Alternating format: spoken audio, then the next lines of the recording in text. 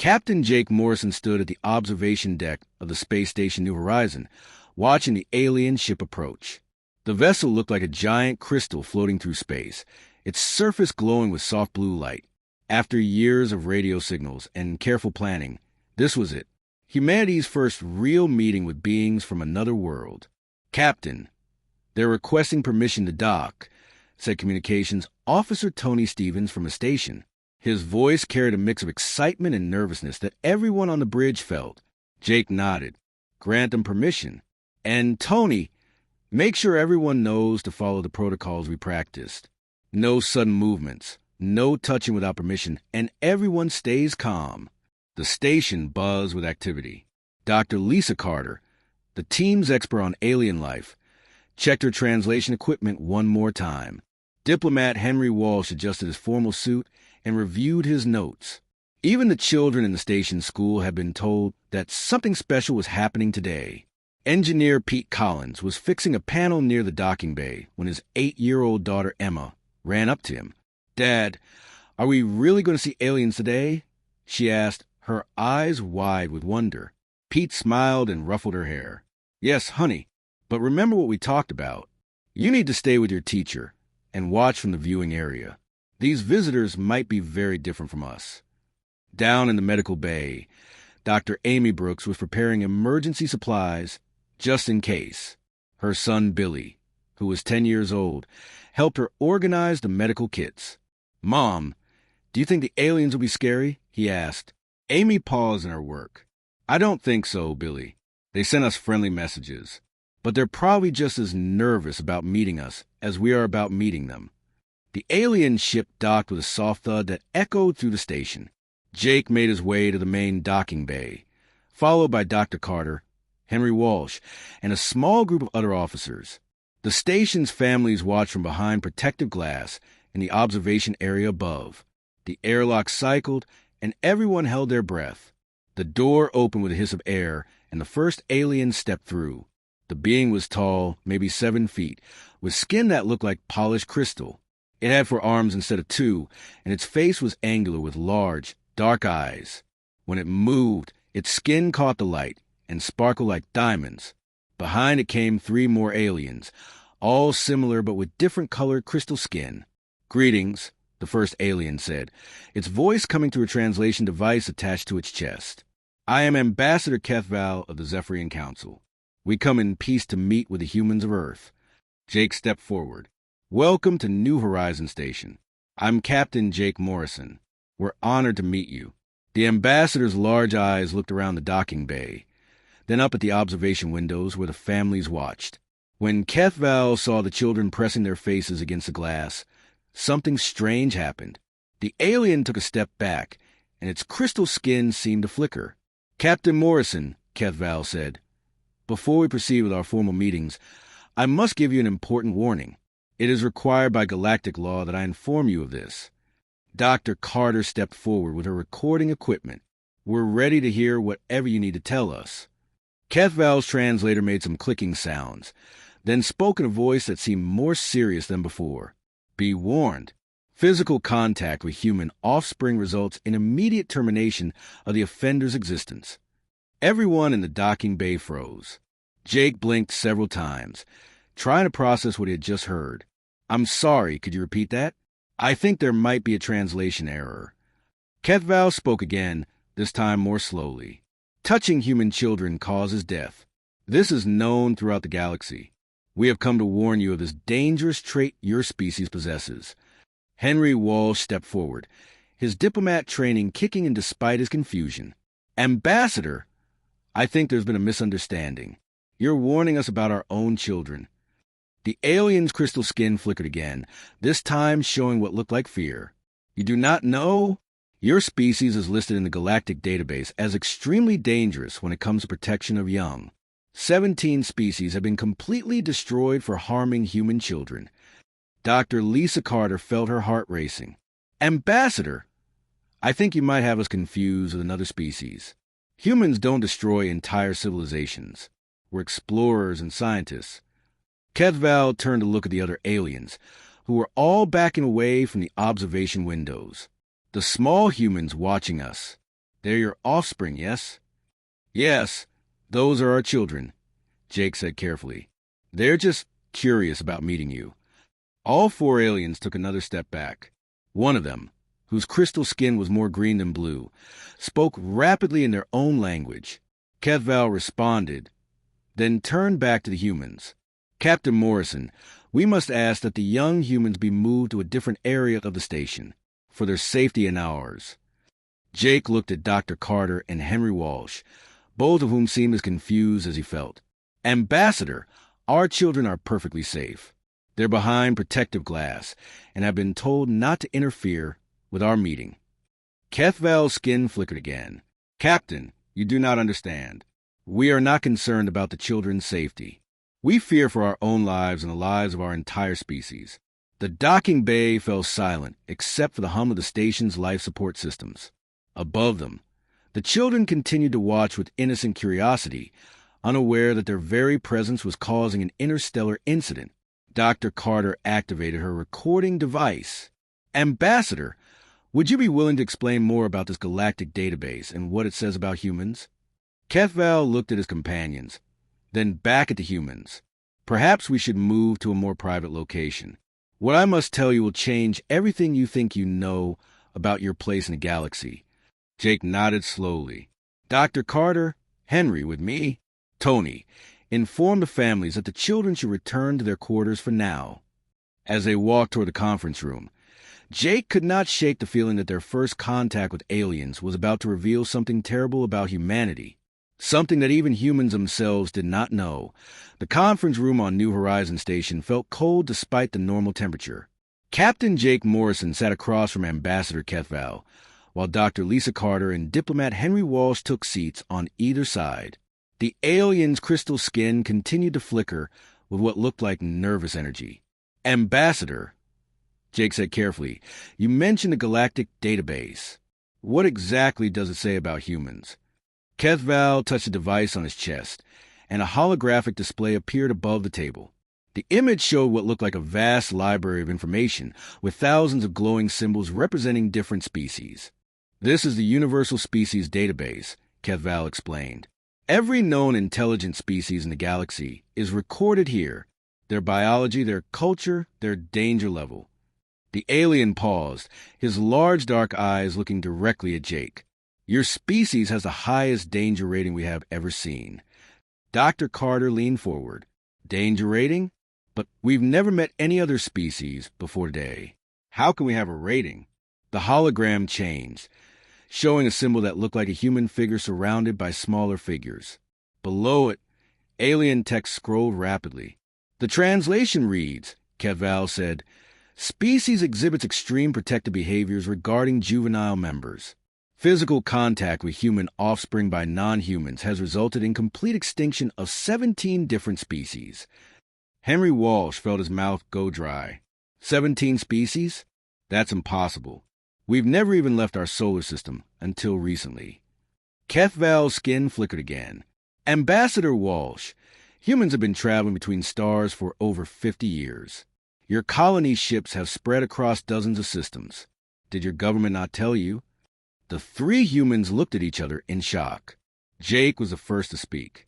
Colony ships? We don't have any colony ships. The farthest humans have traveled is Mars. The alien stood up quickly, his forearms moving in what seemed like distress. This is very concerning.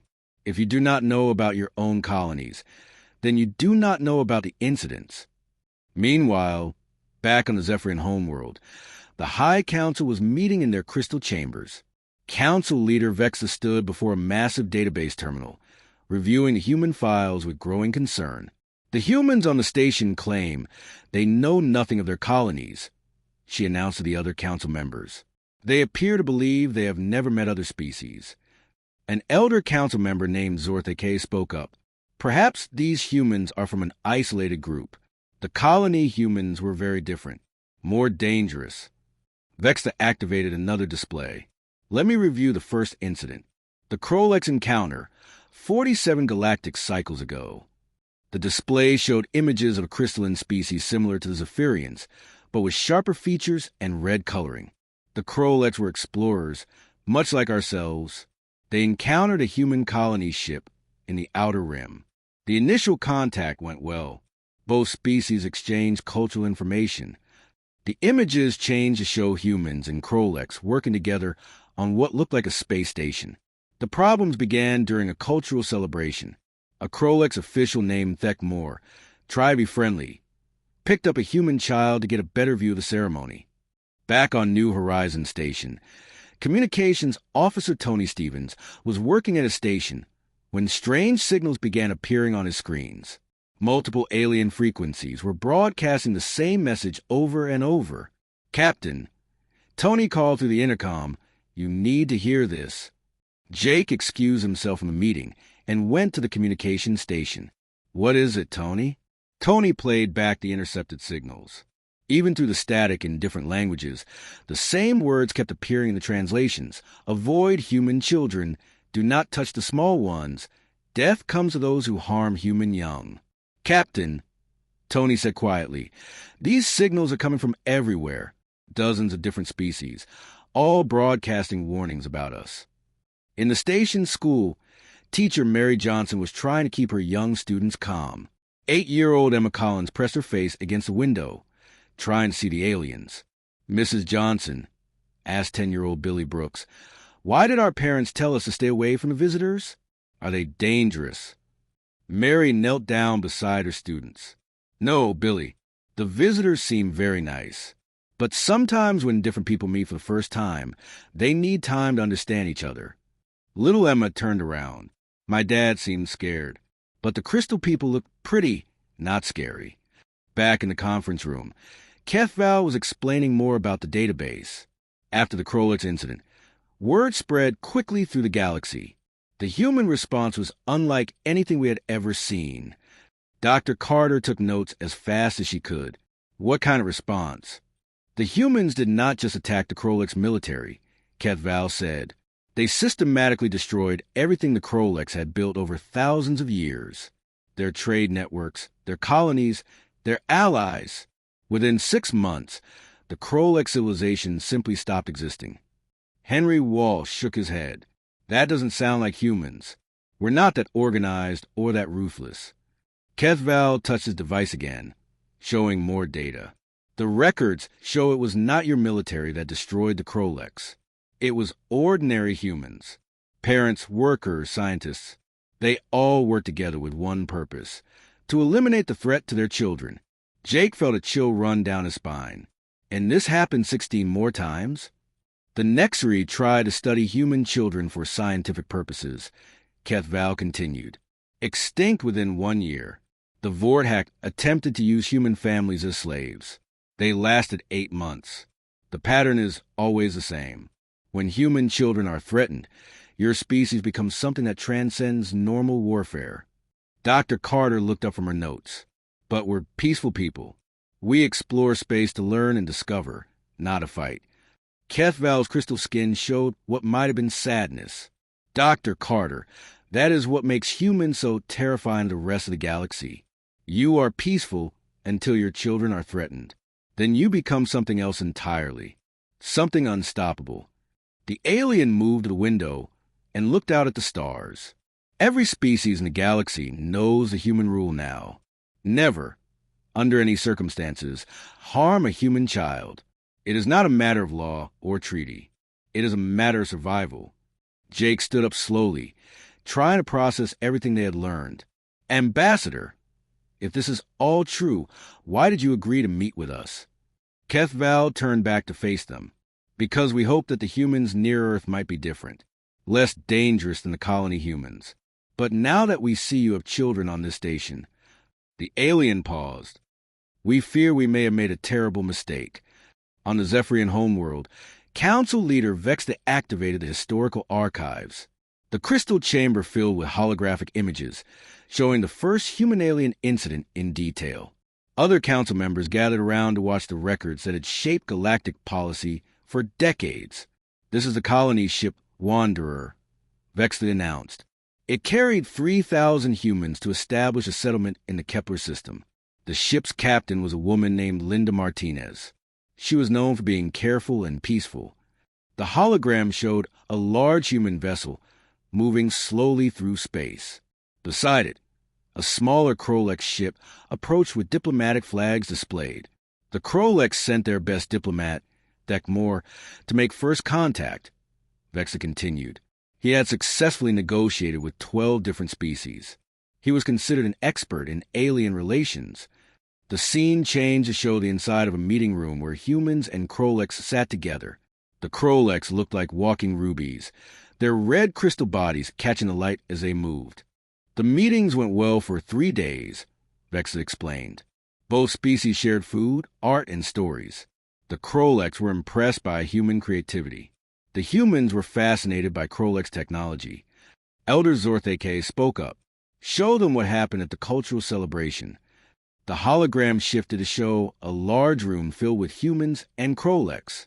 Human children ran around playing while adults from both species watched and talked. The scene looked peaceful and happy. 5-year-old Emma Rodriguez was playing near the viewing windows, Vexa narrated. She was the daughter of ship engineer Carlos Rodriguez. She was trying to see the stars outside, but was too short to reach the window. The hologram showed a small human girl jumping and reaching for a high window. Several adults noticed, but were busy talking. Then Thekmor, the Krolex diplomat, approached. Thekmor thought he was being helpful, Vexa said. In Krolex culture, adults often lift children to help them see things. He picked up Emma Rodriguez and lifted her to the window. The scene showed the red crystal alien gently lifting the human child. For a moment, everything seemed fine. Emma laughed and pointed at the stars. Then her father, Carlos, noticed what was happening. Back on New Horizon Station, Dr. Lisa Carter was reviewing the alien database with growing horror. The records showed what happened next in the Krolex incident. The child's father, Carlos Rodriguez, saw the alien holding his daughter. Dr. Carter read aloud to Captain Jake Morrison. His reaction was immediate. He struck the Krolex diplomat and took his child back. The Krolex were confused by this response. Jake sat down heavily. That doesn't sound like something that would start a war. Dr. Carter continued reading. The Krolex apologized for the misunderstanding. They offered gifts and promised to be more careful about human customs. Captain Martinez accepted their apology. The diplomatic mission continued. So what went wrong? Jake asked. The problem wasn't the official response, Dr. Carter said, looking up from the data. It was everything that happened after. Word spread through the human colony ship that an alien had grabbed a human child. Even though the parent and captain said it was okay, the other humans didn't forget. The database showed what happened over following months. The Krolex continued their diplomatic mission, visiting other human colonies and establishing trade agreements. Everything seemed normal. But behind the scenes, Dr. Carter read, the humans were sharing information about the Krolex. Every human colony, every human ship, every human settlement learned about the incident. They didn't plan revenge. They simply remembered. Jake felt a cold understanding beginning to form. They were waiting. 6 months later, a Krolex trading post was attacked by unknown raiders. The Krolex blamed local pirates and increased security. 2 weeks after that, a Krolex diplomatic ship disappeared. The Krolex thought it was an accident.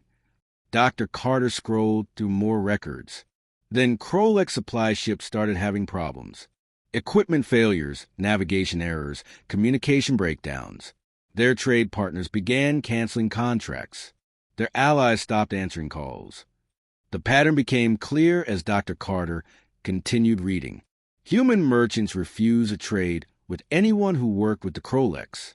Human scientists shared technology with the Krolex's enemies. Human explorers provided maps and information to species that had conflicts with the Krolex. It wasn't a military campaign, Jake realized. It was something else entirely. The humans never declared war, Dr. Carter confirmed. They never sent armies or fleets. They just stopped helping the Krolex exist. And they helped everyone else who had problems with the Krolex. On the Zephyrian homeworld, Vexta was explaining the same pattern to her council. The humans called it the parent protocol, though they didn't seem to plan it consciously. When any species harmed a human child, every human everywhere began working to eliminate that species. The holographic display showed the final days of the Krolek civilization. Their last colony ship sent out a desperate message. We meant no harm to the human young. We apologize for our mistake. Please, we are dying. No one answered.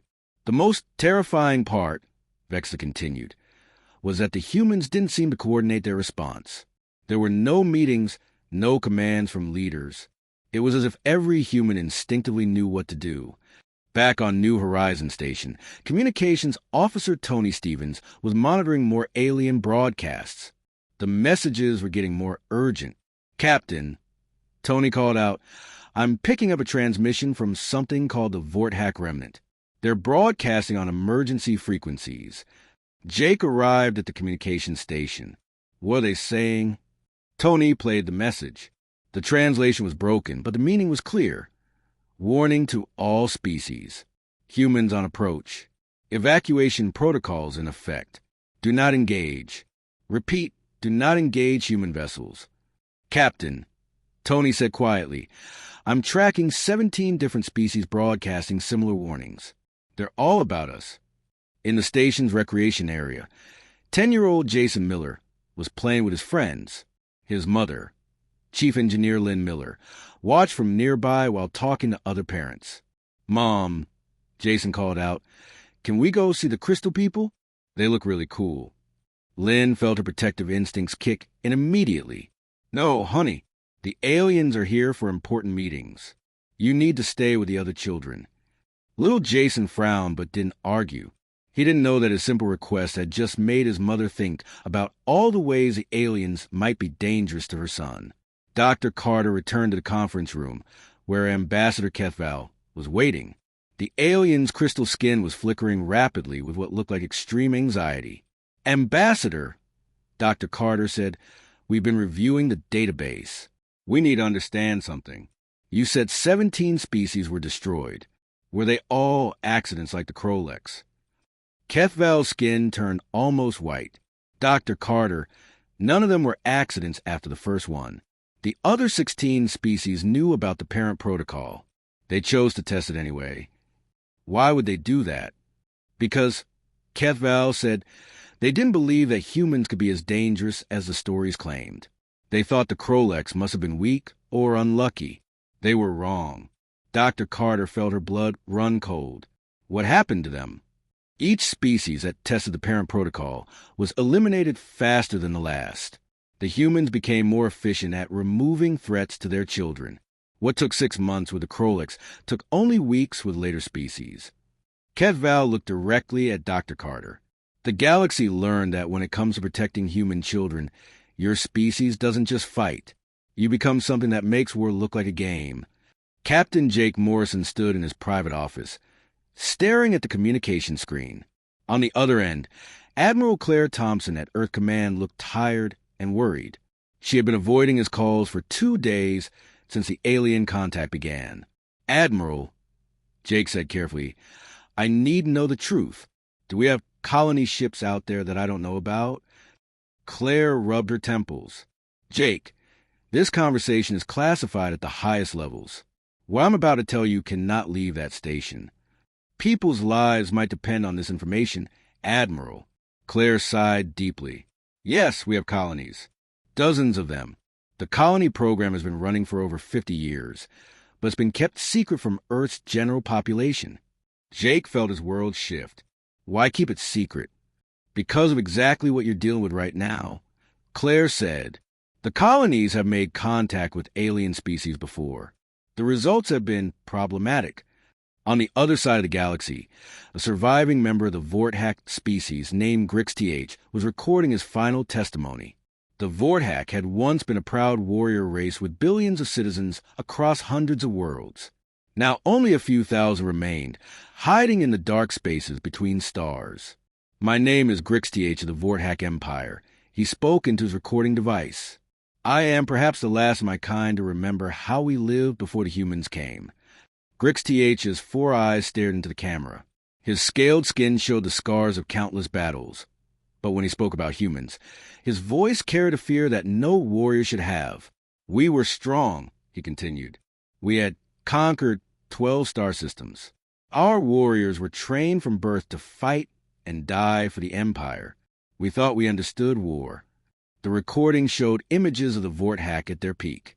Massive ships, proud soldiers, beautiful cities on a dozen worlds. Then we found a human colony on Kepler 442b. They were farmers and scientists, maybe 10,000 people. They seemed weak, helpless. We thought they would make good slaves.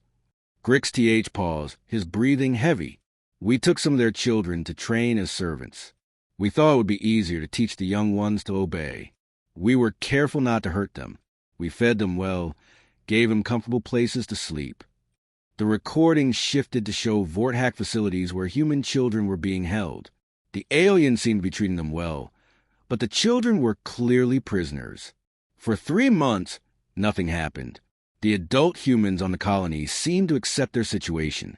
They worked in our mines and farms without fighting back. We thought we had broken their spirit. Back on New Horizons Station, Dr. Lisa Carter was interviewing Ambassador Keth Val about the other extinct species. The alien's crystal skin had been flickering with fear for hours. "Tell me about the Nexri," Dr. Carter said, reading from her notes. "The database says they try to study human children." Keth Val's skin turned a darker shade of blue. "The Nexri were scientists like yourself, Dr. Carter. They were curious about human development and wanted to understand how your species learned so quickly." "What did they do?" "They took children from a human colony for medical research. They promised to return them unharmed after their studies were complete. The Nexri were known for their careful, ethical research methods." Dr. Carter felt sick. "How many children?" 50 children, ages 5 to 12. The Nexri gave them comfortable rooms, good food, and educational programs. They ran tests that were no more invasive than a normal medical checkup. But they were still prisoners, Dr. Carter said. The Nexri did not see it that way. In their culture, children often lived away from parents for education. They thought the human children would adapt. Keth Val's skin flickered rapidly. They were wrong about human nature. The recording of Grix TH continued. The first sign of trouble came from the human merchants. They stopped trading with anyone who dealt with the Vorthack Empire. We thought it was just business. Images showed Vorthack trade ships being turned away from ports across the galaxy. Species that had worked with the Vorthack for generations suddenly refused to answer their calls. Then our allies began having problems. Pirates attacked their ships. Their colonies had equipment failures. Their diplomatic missions were sabotaged. Everyone who helped the Vorthack Empire started suffering. Grix TH's voice became quiet. "We realized the humans were behind it, but we could not prove it. They never attacked us directly. They never declared war.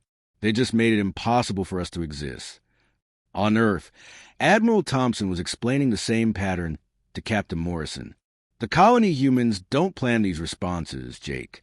It's not a conspiracy or a military strategy. It's something deeper." "What do you mean?" Jake asked.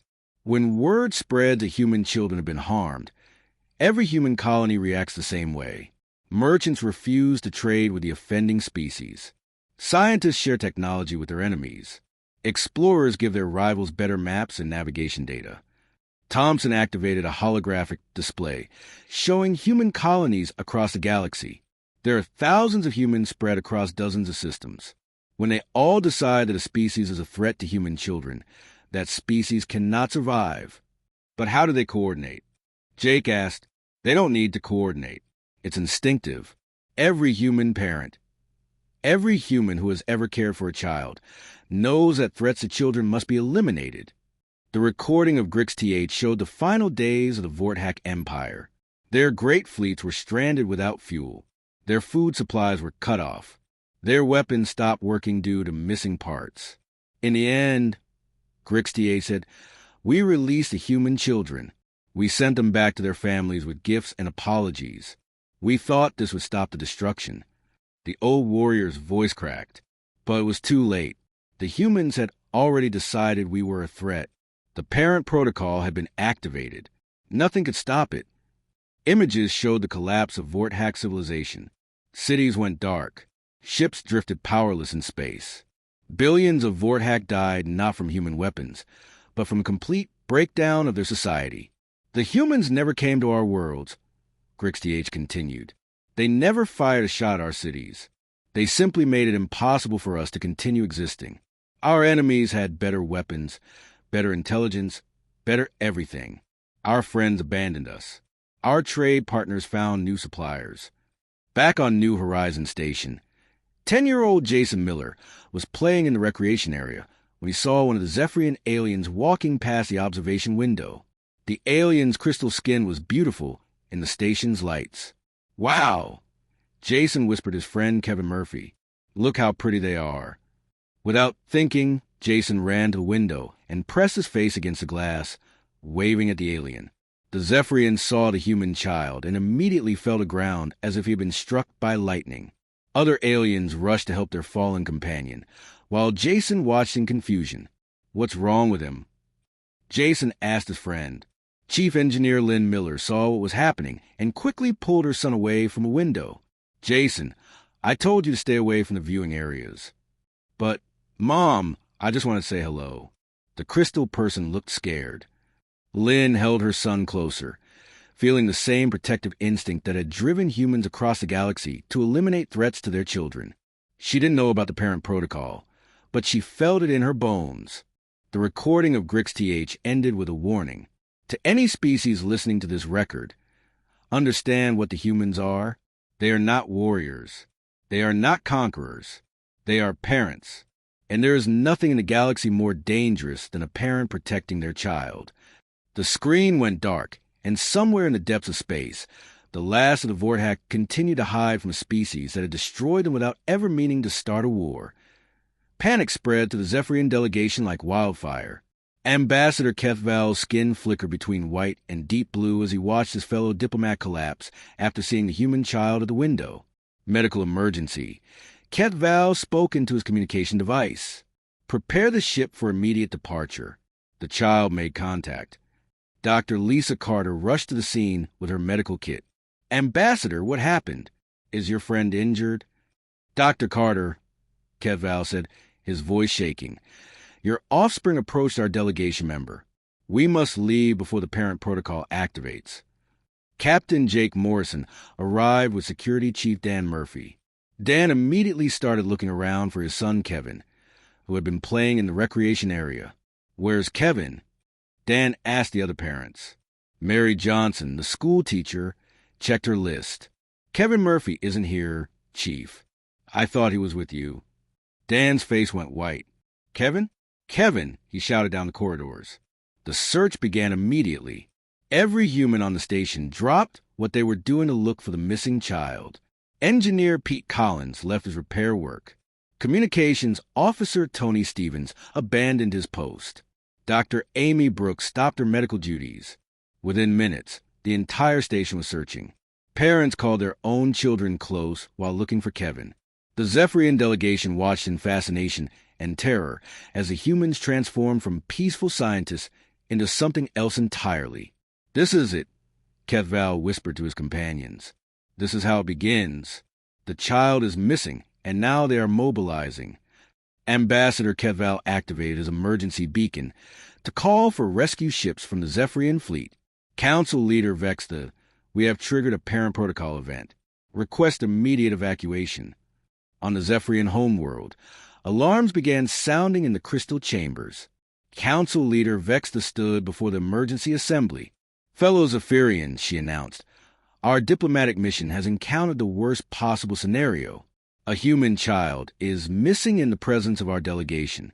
Historical records show this is how species extinction begins." Elder Zortheke spoke up. "Should we mobilize our fleets for defense?" "No," Vexta replied. "Defense is useless against the parent protocol.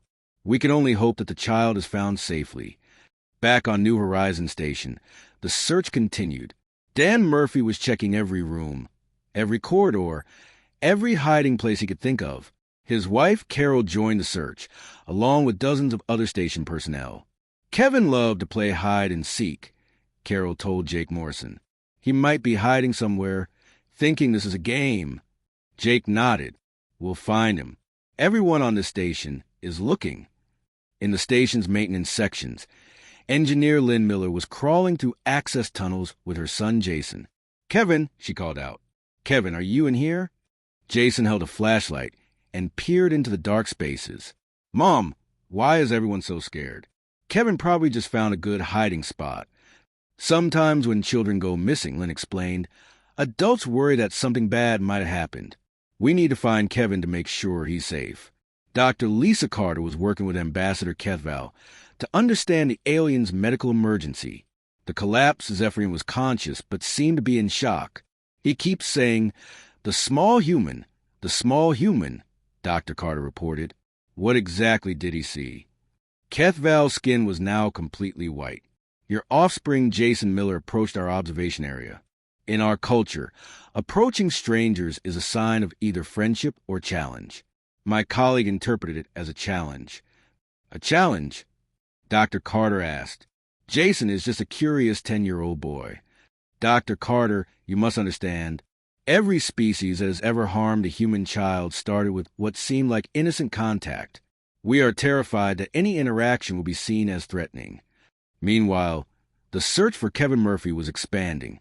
Communications Officer Tony Stevens was using the station's internal sensors to track movement in areas where Kevin might be hiding. "Captain," Tony reported, "I'm getting some readings from Storage Base 7. There might be someone in there." Chief Murphy ran toward the storage bay with several other searchers. When they opened the door, they found Kevin Murphy and Rachel Green, daughter of Navigation Officer Chris Green, playing with some old equipment boxes. "Kevin!" Dan shouted, rushing to hug his son. "We've been looking everywhere for you." Kevin looked confused. "We were just playing spaceship, Dad. Rachel and I built a command center out of these boxes." Rachel nodded enthusiastically. "We were exploring strange new worlds, just like in the old TV shows." Relief flooded through the station as word spread that Kevin was safe. Parents hugged their children closer. Workers returned to their duties. The panic began to fade. But Ambassador Kethval remained terrified. "Captain Morrison," he said, "we must leave immediately. Even though the child is safe, the parent protocol may still activate." Jake looked at the alien with new understanding. "Ambassador, Kevin was never in danger. He was just playing with his friend." "That does not matter," Kethval replied. "Your species does not wait to determine if threats are real. You eliminate anything that might possibly harm your young." Dr. Carter sat down beside the alien delegation. "Ambassador, I think there's something you need to understand about humans. Yes, we protect our children fiercely, but we're not monsters." "The 17 extinct species would disagree," Kethval said. "Those species actually harmed human children," Dr. Carter explained. "They took our kids, experimented on them, enslaved them. You haven't done any of those things." Jake stepped forward. "Ambassador, your people have been respectful and careful since you arrived. You followed our protocols and kept your distance from our children when we asked." Kethval's skin began to show hints of blue returning. "But the galactic records show what happens when species actually threaten human children," Jake interrupted. "You haven't threatened anyone." Dr. Amy Brooks arrived with her medical scanner and checked the collapsed Zephyrian. "He's fine physically," she reported. "I think he just fainted from fear." Kevin Murphy and Rachel Green were brought to meet their parents in the main corridor. When Kevin saw the crystal aliens, his eyes lit up with wonder. "Wow, are those the visitors from space?" Kevin asked his father. "They're beautiful." Dan held his son's hand tightly. "Yes, Kevin, but remember what we talked about. We need to give them space." Kevin nodded seriously. "I understand, Dad, but can I wave hello? Just from far away?" Dan looked at Ambassador Kethval, who was watching the interaction with fascination. "Ambassador, would it be okay if Kevin waved hello from here?" Kethval's skin flickered with what might have been surprise. "The child wishes to greet us peacefully? That's all he ever wanted," Dan replied. "Kids are naturally curious and friendly." Slowly, Kevin raised his hand and waved at the alien delegation. Ambassador Kethval, after a moment of hesitation, raised one of his forearms and waved back. The gesture broke something in the tension. Other children began waving from safe distances, and the aliens waved back. The fear began to transform into something else. "Captain Morrison," Ketval said quietly, "perhaps we have misunderstood something fundamental about human nature." Jake smiled. "We protect our children, Ambassador." "That's true, but protection doesn't mean destruction. It means making sure they can grow up safe and happy." Dr. Carter activated her recording equipment. "Ambassador, would you be willing to send a message to the galaxy?" Not a warning this time, but an explanation.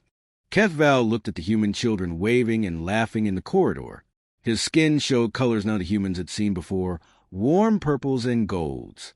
"Yes," he said finally, "I think it is time the galaxy learned the difference between being feared and being respected." As the New Horizons station returned to normal operations, a new chapter in galactic relations began. The humans had learned they were not alone in the universe. The aliens had learned that humans were not the monsters they had imagined. And across the galaxy, species that had hidden in fear for decades began to receive a different kind of message about humanity. They are not destroyers. They are protectors. Treat their young with respect, and you will find no more loyal friends among the stars.